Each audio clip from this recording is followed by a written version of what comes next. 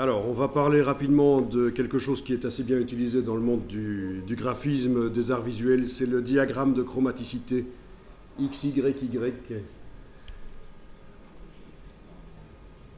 Alors, vous allez dans Google et vous allez taper le mot chromaticity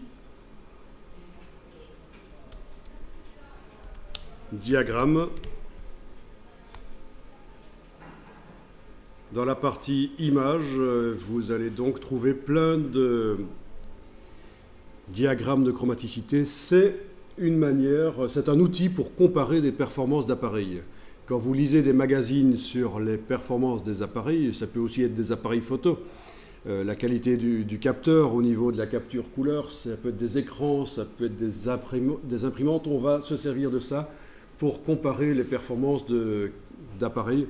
Parce qu'en fait, ce schéma représente toutes les couleurs vues par l'œil humain. Donc évidemment, il ne montre pas toutes les couleurs vues par l'œil humain, mais il le symbolise. En fait, le schéma, devrait normalement être noir et blanc. Il n'a pas besoin d'être en couleur. C'est pour des références visuelles qu'on a positionné des couleurs sur le schéma. Mais il est tout à fait utilisable vu en noir et blanc ou sous forme de schéma dessiné comme ça. Il n'y a aucun problème.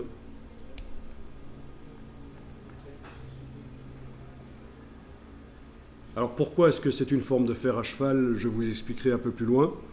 Pourquoi est-ce qu'il y en a certains qui sont un peu différents des autres? Ce sont des variantes en fait. Ceci, c'est un peu différent, c'est ce qu'on appelle le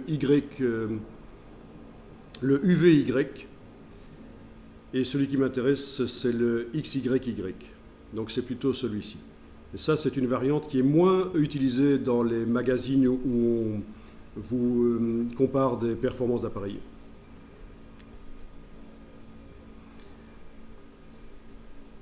Alors, on va s'en servir justement pour comparer le sRGB avec d'autres types de moniteurs. Le sRGB, je vous rappelle, c'est la norme de fabrication des appareils bas de gamme, mis au point par HP et Microsoft, parce que avant que HP et Microsoft ne fassent cette norme de fabrication, les fabricants faisaient chacun dans leur coin leur moniteur à leur manière. Moniteur qui fonctionnait bien quand on l'utilisait avec l'imprimante de la même marque, mais si on commençait à mélanger une imprimante d'une telle marque avec un moniteur d'une autre marque, ou si on passait une image qu'on a faite sur un moniteur, si on la passait sur un autre moniteur, les couleurs changeaient énormément. Il y avait des décalages assez énormes, et donc HP et Microsoft ont quand même, au niveau du matériel grand public, essayé de normaliser, et ça marche pas trop mal. Le sRGB, juste que le problème, c'est que pour arriver à faire en sorte que les choses fonctionnent bien ensemble, l'espace couleur, les performances couleurs des appareils bas de gamme sont réduites. Ça n'affiche pas autant de couleurs qu'un moniteur professionnel pour photographe ou graphiste. Sinon, tout le monde utiliserait le sRGB, ce serait génial. Mais si on veut créer des couleurs bien vives et être assez créatif au niveau couleur, c'est pas génial le sRGB. Alors voilà, j'ai écrit ça et je relance la recherche et je retombe sur des diagrammes de chromaticité avec cette fois-ci des triangles qui sont dessinés sur eux. Alors il y en a un qui a l'air d'être assez intéressant ici. Est-ce que vous le voyez? Celui qui vient de Wikipédia là. Donc, affichez-le.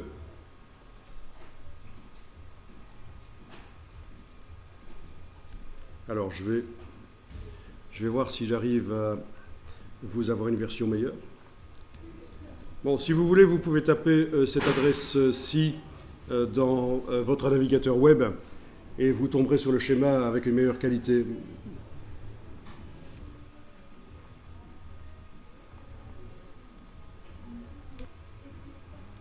Voilà, donc ce schéma,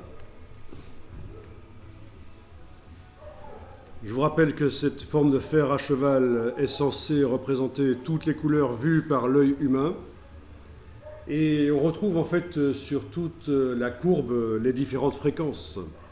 Donc quand l'œil humain reçoit des fréquences dites courtes, 460 nanomètres de fréquence, 460 millionième de millimètre entre deux sommets d'onde, c'est perçu comme étant du bleu.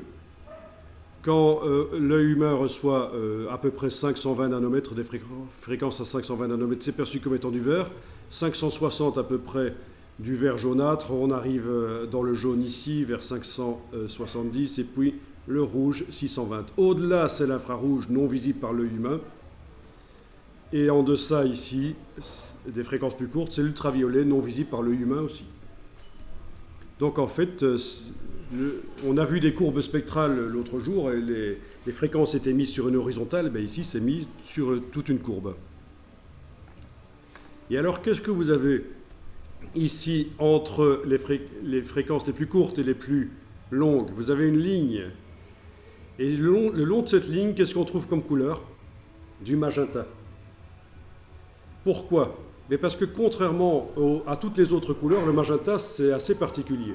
Les autres couleurs, le bleu, le cyan, le vert, le jaune, le rouge, ça correspond à une fréquence en particulier principalement.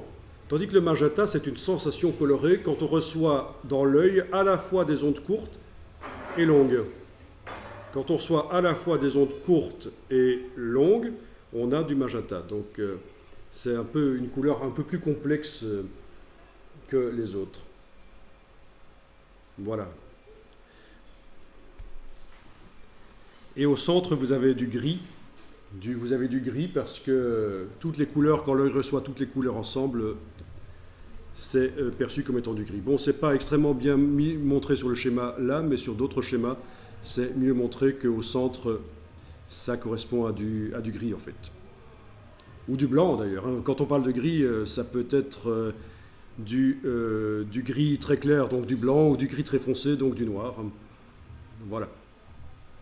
Bon, ce qui m'intéresse dans le schéma ici, c'est ce qui a été dessiné par-dessus.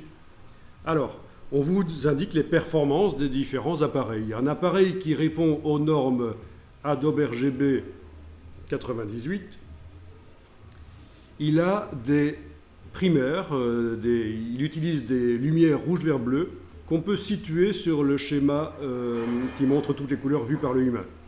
La couleur verte, comme vous voyez, est assez saturée, puisque plus on va vers le bord du schéma, plus c'est des couleurs saturées, plus on va au centre, plus c'est du gris. Donc vous voyez que le vert du Adobe RGB est assez saturé, le rouge également, le bleu également, et toutes les couleurs qui peuvent être créées par ce moniteur sont situées dans le triangle ici. C'est une simplification, en fait, on parle d'espace couleur, c'est d'un volume, mais on voit une vue en coupe du volume ici. Alors, concernant le sRGB, qui est la norme de fabrication des appareils bas de gamme, ben oui, la primaire rouge et la primaire bleue sont assez semblables au Adobe RGB. Par contre, la primaire verte, le moniteur bas de gamme, il est capable d'afficher des verts moins vifs, moins saturés. Et donc, il en résulte que plein de couleurs qui se situent entre cette ligne noire pointillée et cette ligne orange pointillée, plein de couleurs ne peuvent pas être reproduites par un matériel bas de gamme sRGB, alors qu'elles peuvent l'être par un matériel Adobe RGB. D'accord? Donc vous voyez, ça permet de comparer les performances d'appareils. Vous avez également le color match, mais moins répandu, ça ne vous intéresse pas. Par contre, le swap, ah ça c'est intéressant. Le swap, ça veut dire Standard Web Offset Printing. Offset Printing, donc technique d'impression offset. Standard, ben oui, c'est une norme. Web, ça veut dire quoi? Rien à voir avec Internet, ça veut dire que c'est une presse avec une alimentation par bobine. Web, ça veut dire bobine dans ce contexte-là. Et en fait, c'est une presse offset avec alimentation par bobine, mais ça n'a pas beaucoup d'importance. Que les feuilles soient prédécoupées quand elles rentrent dans la presse ou qu'elles soient sous forme de bobine et qu'on les coupe à la sortie de la presse, ça n'a pas d'importance. Ce qui m'intéresse surtout, c'est que c'est une presse offset. Et là, vous avez un espace couleur et vous voyez qu'il est assez réduit. Une presse offset n'est pas capable d'afficher certaines couleurs qu'un moniteur est capable d'afficher. Un moniteur de type Adobe RGB, même un moniteur de type sRGB, il y a certaines couleurs qui sont affichables sur le moniteur et pas imprimables sur la presse. C'est normal. Une presse, c'est moins performant, c'est du papier, c'est pas de la lumière et c'est difficile. Alors ça, vous ne faites pas, je vous montre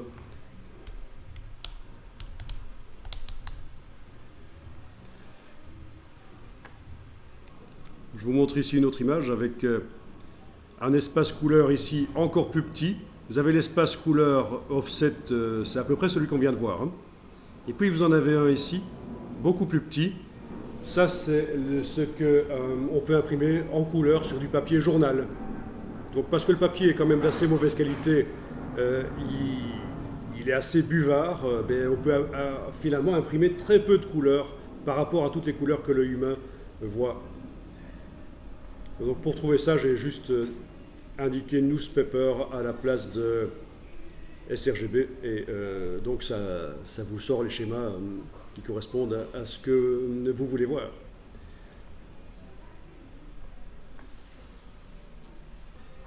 Alors vous avez le Profoto, qui est l'espace couleur des labos Kodak, et qui lui sort même en dehors des limites des couleurs visibles par l'œil humain.